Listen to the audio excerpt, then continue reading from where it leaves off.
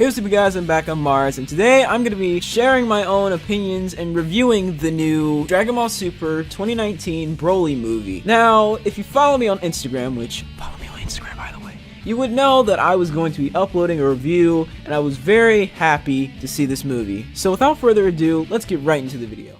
Hey guys, I just wanted to give you all a quick friendly reminder on liking on all of my videos and subscribing to my YouTube channel. Not only will these two things help the channel and us as a community grow over time, but it also shows me that you, the viewer, lucky enough to discover me, appreciate the time, hard work, and effort I put into making these amazing videos. Now with those two things out of the way, enjoy the rest of the video. So first things first, I want to say, starting off this review of the movie, is that the strong points about the movie is that the movie has fantastic animation, okay? When the trailer was first shown back in the summer of 2018, I couldn't believe my eyes about how beautiful this movie looked. And sure enough, this movie had amazing, consistent animation throughout the whole movie, except when they did those little kind of ugly 3D animation parts. I don't understand why they did that. They did it back in Battle of Gods and Resurrection F, I believe, but it's just not my thing. I feel like they should always stick to 2D animation, but I guess to make it more cinematic, because it's a movie, they did their thing with the 3D animation segments as well. Now, for all of you guys that didn't know, the current events take place after the Universe Survival arc in Dragon Ball Super. It is used as a transition back into giving us a new Dragon Ball series. Now, on to the story of the movie, and you could skip ahead if you don't want to be spoiled or if you're worried about spoilers of the movie. So, we basically got the same story from 20 years ago.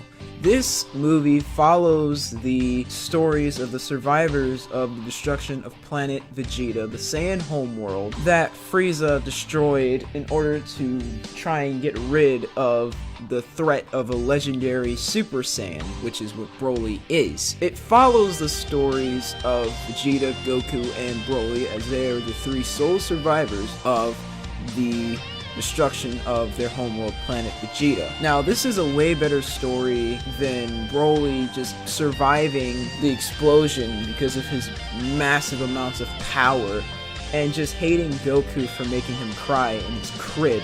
Another thing I like that they did is that they included the story from the manga Dragon Ball Minus, which is about Goku's mother Gine and his father Bardock. So on to the present day. After the destruction of planet Vegeta, Broly and Paragus, Broly's father, survived the explosion as Broly sent to another planet by King Vegeta because Broly has an immense power level that rivals the power level of King Vegeta's son. He sends Broly to an inhabitable planet by Saiyans and does this to try and make sure that Broly dies or has no possible way to threaten the throne of King Vegeta. So Paragus goes out to find and save his son and vows vengeance on King Vegeta and his son Prince Vegeta. To present day, Broly and Paragus are discovered on their planet by a girl named Sheila, who's a part of the Frieza Force, and they are basically living a wild lifestyle. They are pretty much how Goku was at the beginning of Dragon Ball when he met Bulma. Now, due to the fact that Paragus vowed vengeance against King Vegeta and his son Prince Vegeta, Paragus goes to Frieza, who was still alive at the time thanks to being resurrected back from Goku's dumb self in the Universe Survival arc. He goes to Frieza, and he basically offers up Broly as a soldier for Frieza to serve him again in the Frieza Force, right? Frieza uses Broly basically as a pawn in trying to defeat Goku and Vegeta. And because Frieza's trying to collect the 7 Dragon Balls to wish himself to be 3.5 centimeters taller, I believe. That's something dumb like that. Just basically, Frieza's trying to start stuff, okay? Frieza heads to Earth. Goku and Vegeta already sense Frieza coming, basically, and this starts the fight between Goku, Vegeta, and Broly. Goku and Vegeta versus Broly. First, it's Vegeta versus Broly, as Paragus sicks Broly basically like a wild animal onto Vegeta. And because Paragus is Broly's father, Broly follows his order without question. He attacks Vegeta and whatnot. And Vegeta smirks at first, but he starts to struggle with Broly as Broly gets stronger, just like Goku as he fights. He gets stronger as he fights, just like Goku. And eventually, Vegeta goes into Super Saiyan God, which just, okay.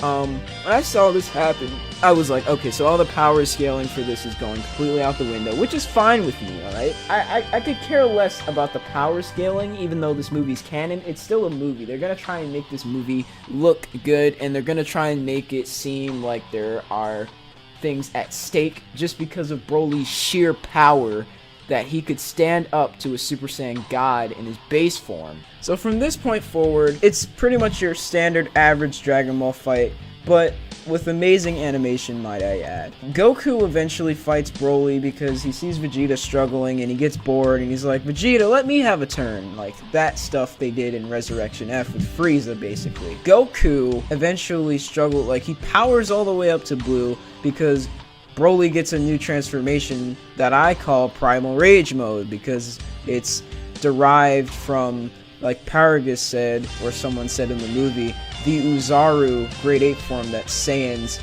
once had with their tails and when they looked up at the moon and stuff like that. Goku powers all the way up to Blue, and Frieza kills Paragus with a Death Beam when Broly isn't looking while he's fighting Goku, of course.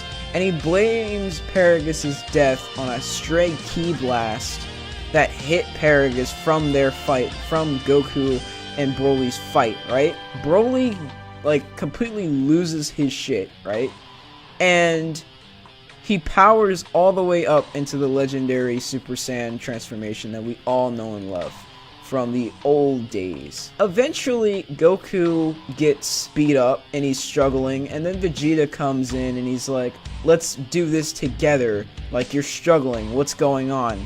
And Goku basically says, oh my gosh, this guy's really strong, like, not gonna lie, I might lose here. So Vegeta and Goku fight Broly at the same time to no avail. They must rely on the fusion technique eventually. So this is when the movie starts to get really epic. Goku and Vegeta, Goku uses instant transmission to teleport Goku and Vegeta to Piccolo because Piccolo's checking in on the fight, like he can sense the energy and power levels and he's like, oh my gosh, who is that with that huge power level? Like, what's happening? And Goku teleports Vegeta and himself to Piccolo and he explains everything that happened. And Piccolo teaches them the fusion dance. From this point forward, it's pretty much what you could expect. They get it wrong on the first 2 tries. They turn into Fat Gogeta, and then they turn into Skinny Gogeta. And then on the 3rd try, because, you know, 3rd try's a charm, they finally turn into regular Gogeta. And from this point forward, Gogeta uses instant transmission to teleport to Broly. From that point, Gogeta has won. Like, it's an uphill battle for Broly when Goku and Vegeta have fused. Gogeta just completely annihilates Broly for the most part. Broly, the only reason Broly lives at the end of this, right, is because Shilai, watching the fight, made a wish to Shenron to transport Broly from the Earth to planet Vampa, which is where Broly was sent when he was a child. Not just him, but her and this other guy, which is her friend as well. They are transported immediately from the battle right before Kamehameha Blast hits Broly. He's transported in old Dragon Ball fashion to this planet, and all I could do was be like, oh, okay, I expected this because Broly was not going to die at the end. He was obviously going to live. And then from this point forward, after Gogeta doesn't sense Broly's energy anymore, Goku and Vegeta eventually defuse, right? And then Goku takes it upon himself to teleport to planet Vampa using instant transmission. He senses in on Broly's energy and teleports to planet Vampa, right? So Broly, Shilai, and the guy that is Shilai's friend and comrade all believe that Goku is just there to want to fight some more. But Goku, being Goku, he tells Broly this. He's like, I'm not trying to fight, I just want to help you guys. He gives them some food and supplies and even a capsule house from Capsule Corp. And tells Broly that he would love to train with him in the future and teach him some new techniques. And in old Goku fashion, Goku puts his hand up on his head to do instant transmission and say goodbye to Broly, and until we meet again, and stuff like that. And then the movie ends, and the credits start rolling. Now, conclusions. So now that we reached the end of the video, my conclusions that I can make from this movie is that it was a very, very good movie. It was an amazing experience to finally be able to see a Dragon Ball movie in theaters with my friends. You know who you are. It was an amazing experience to see a new Dragon Ball movie, period, in theaters and have it be mainstream and have it succeed. Fans might have expected more or might have been let down from this movie, but in all honesty, I feel like this movie did its thing. It had very good animation, very good voice acting. It had an amazing story and an amazing premise and concept with Broly and reintroducing this character back into the series and making him actually canon this time. But the only thing that I didn't like about this movie was the music. The music was not that good. Like, for the most part, like, it's not even that all the music was not good. It was the music during battles. The music during battles, there was like, it seemed like the music during battles was non-existent. All you could hear when they were fighting was a person chanting Goku, Vegeta, and Broly's name in the background. And that was a letdown for me. I was like, oh, come on. Like, I can't even get really invested because there's no music to vibe to as the fight's happening. That's all I can say. The credit music was very good though, and that's all I would give on the positive that the music, on the music standpoint of things. But if anything, I give this movie a 10 out of 10. It did what it was supposed to do. It was a movie that was supposed to give time and establish a new story for the upcoming new Dragon Ball series that is going to come out in 2019. It served its purpose. I loved it. I wasn't really expecting anything else from what they said. It was an amazing movie. Really good experience. I geeked during the whole movie. I would not stop exclamating and yelling and getting really hype over the movie as I was watching it, okay? It was that good. And I do that, but that's not saying much because I do that for every single anime movie I've watched. So it was a very good movie. Very good Dragon Ball movie though.